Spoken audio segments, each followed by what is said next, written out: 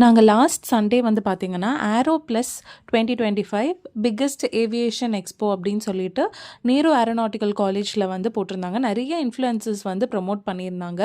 அங்க பார்க்கும்பொழுது வந்து பார்த்தீங்கன்னா, அவங்க வந்து இது வந்து ஸ்டார்ட் பண்ணாதப்போவே வந்து வீடியோ எடுத்துட்டாங்க. ஸோ, அது வந்து ஒரு பெரிய ஹைப் கிரியேட் ஆயிடுச்சு. நெறைய இன்ஃப்ளூயன்சர்ஸ் போட்டிருந்தனால. பட் ஆனா, இது வந்து பப்ளிக்கு வந்து ஒரே ஒரு நாள் மட்டும் தான் வந்து அலோவ் பண்ணியிருந்தாங்க. அது வந்து ஒரு பெரிய ட்ராபேக் அப்படின்னு பார்த்தீங்கன்னா, ஏன்னா அந்த ஒரு நாள் வந்து பார்த்தீங்கன்னா, அவ்ளோ கூட்டம் இருந்தது.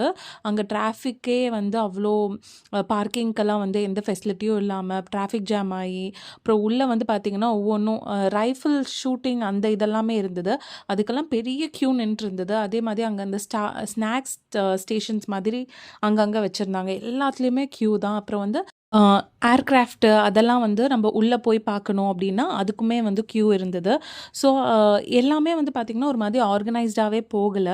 எந்த இடத்துலருந்து நம்ம வந்து பார்க்கணும், எந்த இடத்த வந்து மிஸ் பண்ணக்கூடாது, அந்த மாதிரி கைடன்ஸ் வந்து யாருமே குடுக்கல. நம்ம ஒவ்வொன்னா கேட்டு கேட்டு போய் பார்க்க வேண்டியதா இருந்தது.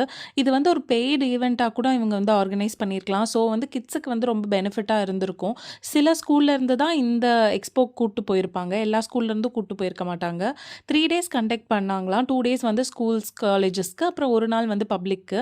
இந்த எக்ஸ்போ வந்து ரொம்பவே ஹெல்ப்ஃபுல்லான எக்ஸ்போ தான். பட் ஆனா, ரஷ்னால நெறைய விஷயத்த நாங்க பார்க்கல. நெறைய பேரண்ட்ஸும் அத வந்து ஃபீல் பண்ணாங்க. ஸோ, இந்த மாதிரி எக்ஸ்போ கண்டக்ட் பண்ணும்போது கொஞ்சம் எக்ஸ்டெண்ட் பண்ணி வைங்க. ஐ ஹோப் இந்த மெசேஜ் வந்து மேனேஜ்மென்ட்க்கு போகும்னு நெனைக்கிறேன். Thank you.